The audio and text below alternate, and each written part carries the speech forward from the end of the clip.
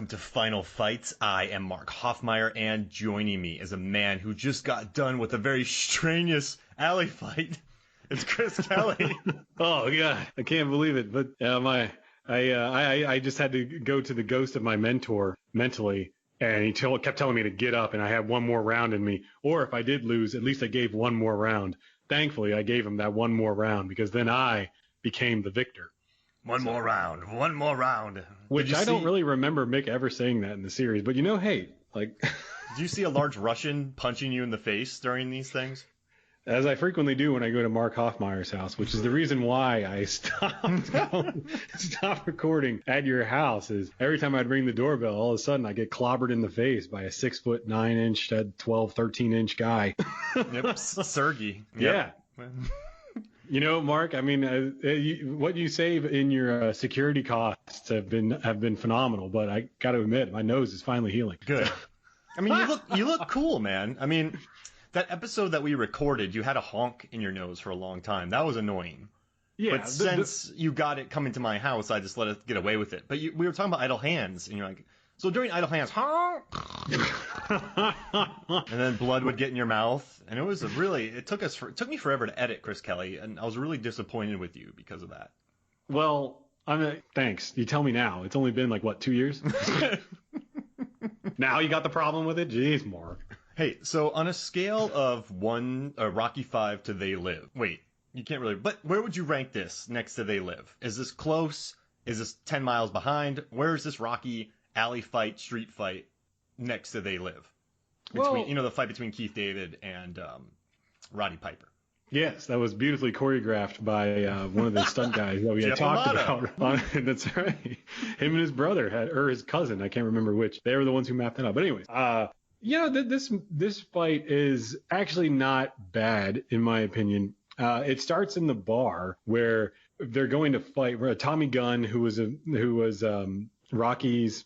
I don't know what you would say. Like Rocky discovered him, or Tommy sought him out, and then Tommy got too big for his britches, and then he wanted to fight Rocky. He got too big for his tracksuits.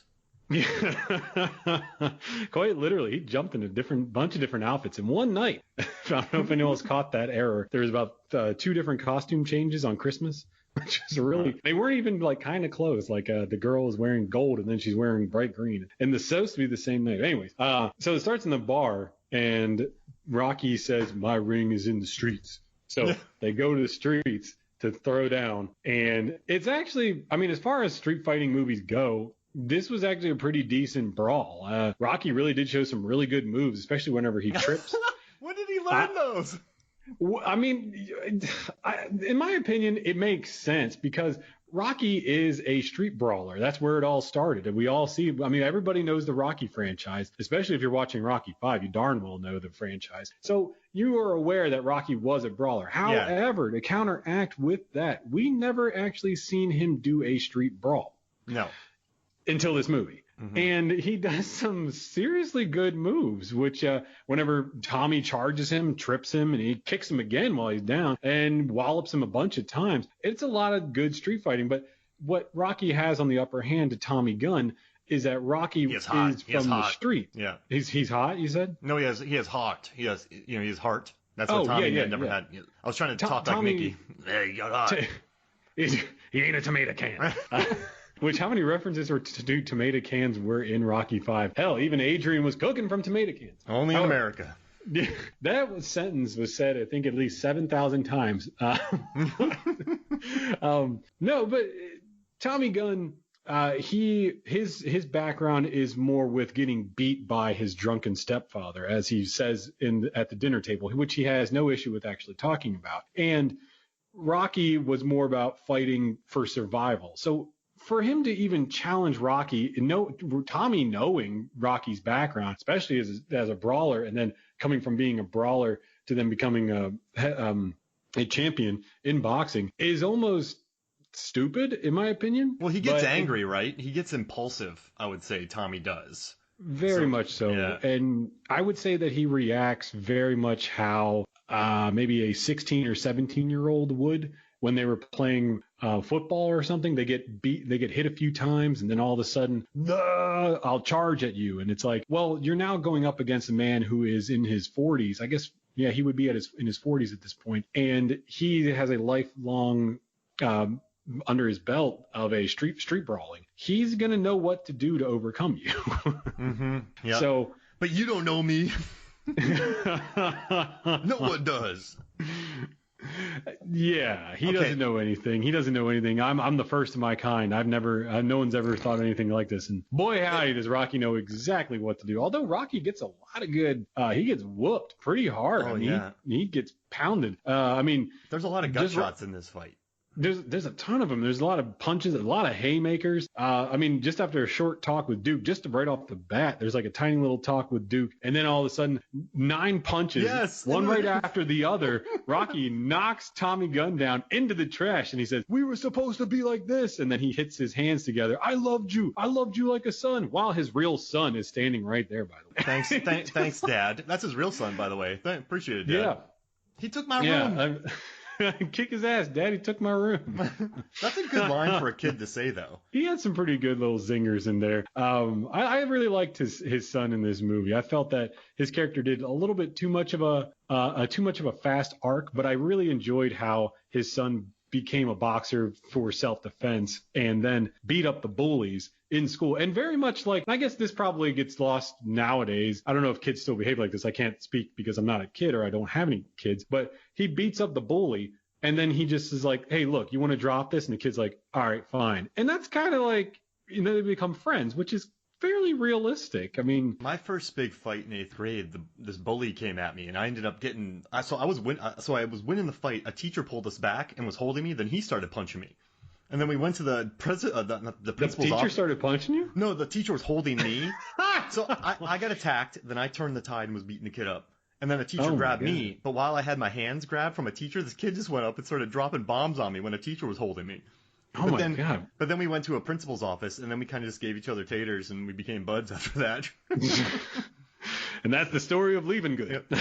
Yeah, exactly. The principal, though, man, the principal's like, "What do you guys got to say for each other?" Like, "Oh, we're sorry." Like, "Well, are you guys going to have any more problems?" I'm like, "No, we're pretty good." And the guy looked at us like, "What? What just happened?" And so he's like, I should punish you, but wait, you guys are okay? Yeah, and this way he gave us attention, and that was it. So I saw this movie, Rocky 5, and kind of the same thing happened. I gotta tell you, though, all right, Chris Kelly, you're in a street fight. You're Chris Mad Dog Kelly, Chris son of a bitch Kelly, one of the two. And, you're this big brawler, scrapper, you're in a tracksuit, and you come running at me, and I drop to the ground and scissor kick you into a trip. Are you gonna quit? I think because of my anger, I might try again, but then with my mentality, I would probably assume that you'd be able to beat me, so I would have walked away. If you're in a fight and someone drops to the ground and scissor kick trips you, you should quit.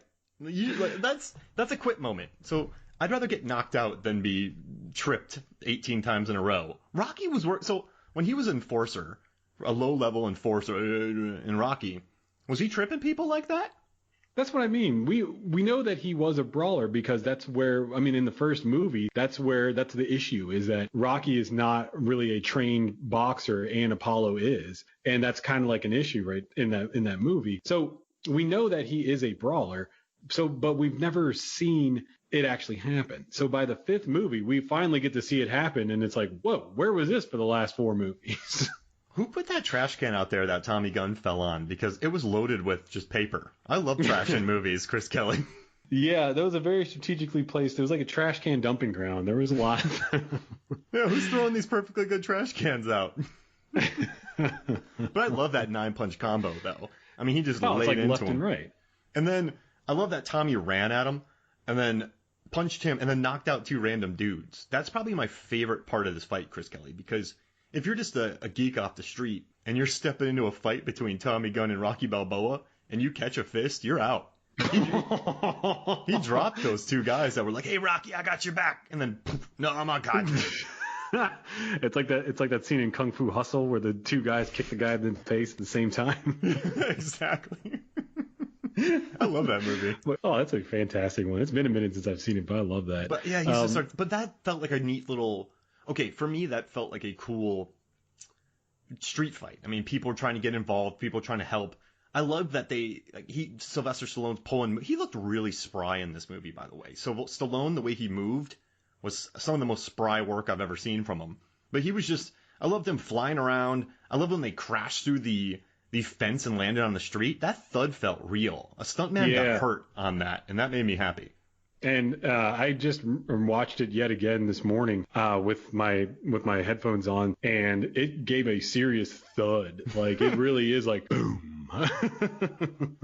But yeah, they crashed through the gate, hit the streets. We got the trains rolling, which I think that was actually a really cool touch. I can't tell if that was either a nightmare for sound or it was a blessing for the AD department to have that really cool train ripping in the background. Yeah, it's I mean, I loved all the tricks that they pulled in this fight, though. So in my notes, I just wrote slow motion train, I put tracksuit in there.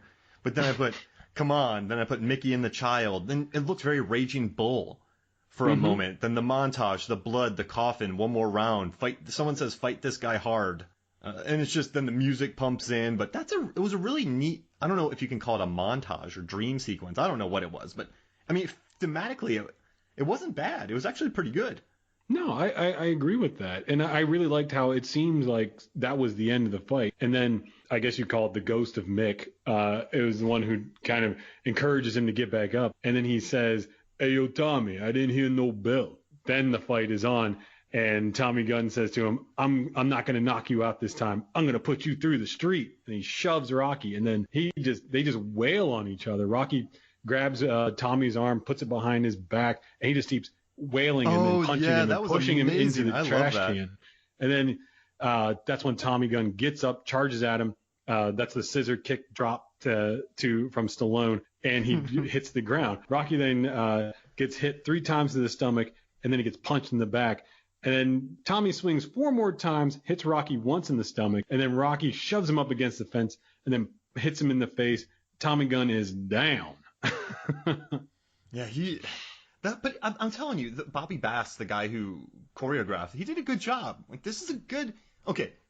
A lot of people hate on Rocky 5, but there's a fun narrative. You know what's most important, Chris, is there's a narrative to this fight. And I think you care about it, would you say? Yeah, I'd say that it definitely shows a lot more emotion in this because you really want to see Rocky win. But at the same time, if you think about almost the logistics of it, Rocky would probably die. And actually, to add to that, that was the original intentions of the ending of Rocky 5. I did a little light reading, obviously, and I found that the original ending was that Tommy kills Rocky. And the way that we find out is that Rocky is carted off in an ambulance, and Adrian is the one who makes the announcement that Rocky has passed away. Now, Stallone was the one who fought against this to have Rocky actually win the fight and then maybe continue the movie, but he seemed like he was kind of done with it, obviously, because he didn't make another Rocky movie for 16 years. And he just wanted to make it seem more hopeful, I guess you would say. But it is believable that Rocky would have died at this point because he has brain damage, which we've seen him getting the crap beat out of him by Ivan Drago. He has brain damage. He's having flashbacks. He's actually having a hard time coping with his, I don't know, would you say, like, continuing his life after this brain damage? Oh yeah, I mean, he got destroyed. So he had a case of cave of septum pellucidum, which just really messed up his head, basically. Like, so for him to do this brawling fight at the end, it would make sense that he would probably die. Oh, absolutely. Do you think that's too tough, though? Because he comes home after the victory, then he has a shady accountant. He has to sell everything, move back. And so when he gets his life straight again, he dies. And that's like you start with a downer, you build him up, and then you kill him. That's not... No. Audiences don't need that, right? Audiences... There's really no, I gotta tell you, Chris, I do love tough endings. So I know that, I guess coming up in October, sometime around there, you interviewed Johannes Roberts, who did 47 Meters Down. I love the meanness of those, but this movie didn't really need it because every ending's been happy. You can't just start on low and then build him up and then kill him. Yeah, if we killed him, I think that would have killed the Rocky franchise.